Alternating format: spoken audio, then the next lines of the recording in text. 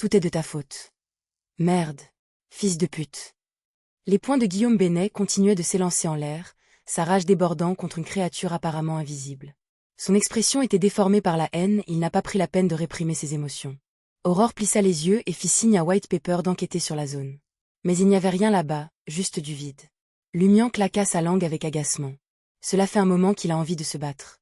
À qui blâme-t-il? Aurore secoua la tête et répondit avec désinvolture. C'est peut-être un évêque qui le retient, l'empêche de gravir des échelons et d'acquérir des capacités extraordinaires.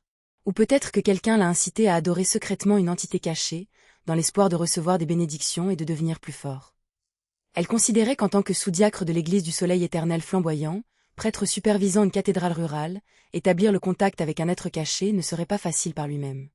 Lorsqu'il s'agissait de questions de pouvoir surnaturel, il se tournerait sans aucun doute vers l'église de la région de Dariège. Les artefacts occultes et les grimoires de sorcellerie associés. Il ne serait pas laissé à la cathédrale de Cordu. Plus important encore, il était suffisamment impressionnant pour qu'il puisse commander l'ancien Fézac. Des langues capables d'invoquer des forces surnaturelles comme Hermès et l'elfique n'étaient pas quelque chose qu'un sous-diacre comme lui pouvait rencontrer involontairement. Malveillance. Ainsi, sans les « conseils » d'un certain quelqu'un, comment le padré pourrait-il entrer en contact avec une existence cachée? Aurore envisagea la possibilité que Guillaume Bénet soit entré en possession d'un objet mystérieux sans le remettre. Lumian se moqua de cette idée. Le padré ne peut-il pas se plaindre de cette existence cachée? Il a même osé faire du mal à Saint-Cite. Il n'est pas impossible pour lui de reprocher à cette existence cachée de l'avoir attiré. Après s'être moqué de Guillaume Bénet, Lumian analyse sérieusement. J'ai réfléchi à la raison pour laquelle le padré est soudainement tombé dans la corruption. Il y a deux suspects. La première est Madame Puali. Elle est évidemment très puissante. Qu'il s'agisse de Louis Lund, qui a couché au château, ou de la femme soupçonnée d'être elle dans la nature entourée de morts vivants, cela montre qu'elle n'est pas simple. Elle est impliquée dans des voies anormales et des existences cachées. Il est possible qu'elle ait séduit le père.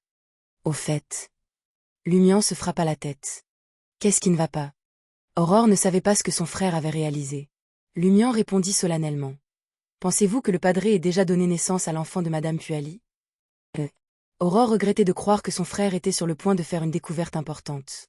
Elle a crié. Qui vous a dit que l'enfant de Louis Lund était celui de Madame Puali? Et si c'était celui de l'administrateur Béost ou celui d'une existence cachée? Non, non.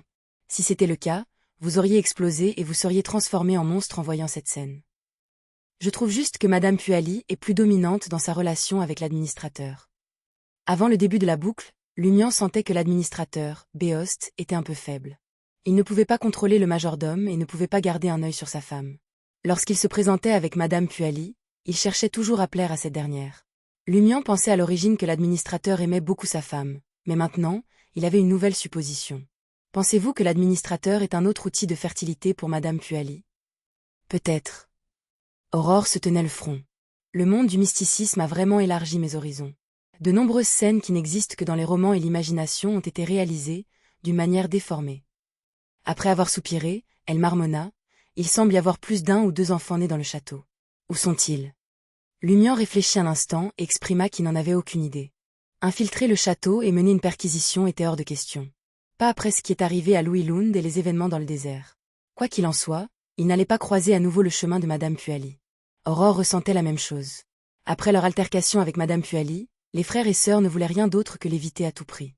Le père grogna de frustration, buvant un verre de vin rouge pour se détendre. Il poussa un long soupir, posa le grand verre et se dirigea vers le lit. Ce n'est que lorsque la respiration du père s'est calmée et qu'il a semblé endormi que Lumian s'est moqué. Regardez-le, il s'écrase tôt. Quoi? Pas de rendez-vous tard dans la nuit avec sa maîtresse. Oh, il ne fume pas en privé non plus. Cela a été déduit de l'absence d'étui à cigares, de pipes et d'autres objets dans la chambre. Aurore rit et dit, il ne boit pas beaucoup d'alcool non plus. Tout le monde dit que c'est un pilier des bienséances. Elle a envoyé White Pepper pour inspecter la chambre. Ne trouvant rien, il revint comme indiqué. Aurore se tourna vers Lumian. Vous n'avez mentionné qu'un seul suspect. Et l'autre? Cette chouette sournoise. Toujours à regarder, sans jamais agir. Lumian a exprimé sa supposition. Cela aurait pu conduire le padré à l'héritage du légendaire Warlock. Aurore sentait que la possibilité était assez élevée. Lumian a alors suggéré. Si cette chouette me rend une autre visite, nous la capturons et l'interrogeons. Êtes-vous sûr de pouvoir abattre un hibou qui a vécu pendant des siècles? Aurore sourit. Jeté, n'est-ce pas? Lumian a flatté sa sœur. Aurore se moqua. Nos chances ne sont pas grandes, même avec nous deux. Mais nous ne pouvons pas rester assis et ne rien faire. Nous devons découvrir ce qui se passe avant qu'il ne soit trop tard. Tant que nous n'interférons pas avec l'avènement de la 12e nuit, tout ira bien. Lumian hocha lourdement la tête. Aurore remarqua son épuisement et tendit la main vers Livre Blanc, qui était revenu. Vous avez trop utilisé votre vision spirituelle aujourd'hui. Reposez-vous. Nous continuerons demain. Elle s'arrêta un instant avant de poursuivre. Le matin, je t'apprendrai les bases du langage Hermès. Puis, l'après-midi, va voir Pierre Berry et prendre un verre. Je vais me faufiler dans sa bergerie et voir si je peux obtenir des informations utiles de ces 3 moutons. Elle pensait que c'était la voie la plus simple pour enquêter. N'est-ce pas trop risqué? Demanda Lumian, déjà debout. Aurore le rassura avec un sourire. Ne vous inquiétez pas, je ne chercherai pas de bagarre. J'ai juste besoin de leur parler en Highlander. Cela ne devrait pas déclencher d'alarme. Ils pourraient savoir quelque chose d'utile. Je me rendrai à Well Taverne demain après-midi. J'essaierai de faire connaissance avec les 3 étrangers. Ils pourraient être de précieux alliés. Bien sûr, ils devaient faire attention à ne pas révéler leur identité en tant que Beyondés. D'accord. Aurore était d'accord avec le plan de son frère. Lumian s'est réveillé dans la chambre de ses rêves, enveloppé dans un léger brouillard gris.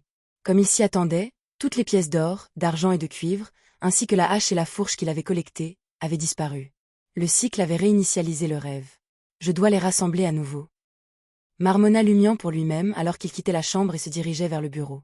Il a ramassé le livre bleu de la table et je l'ai feuilleté sans rien faire. De nombreux mots avaient été supprimés. En effet, c'est moi qui ai envoyé la demande d'aide. Il ne ressentait plus rien du fait d'être celui qui avait envoyé la demande d'aide. Il soupçonnait qu'Aurore l'avait guidé dans l'envoi de la demande. Après tout, il n'avait aucune connaissance du mysticisme à l'époque, il aurait donc eu recours à un messager ou à un facteur fiable.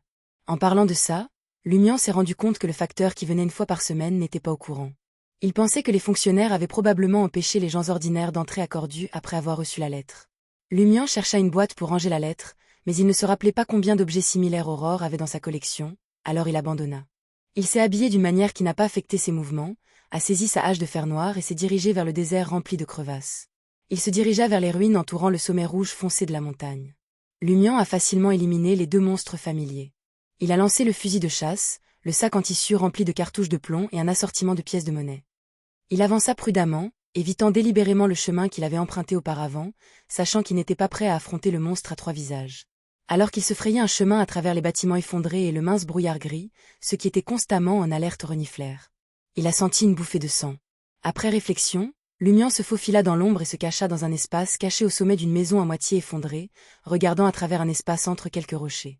Au loin, au milieu d'un terrain vague aride et rempli de décombres, il aperçut un morceau de chair se tortillant lentement vers un bâtiment.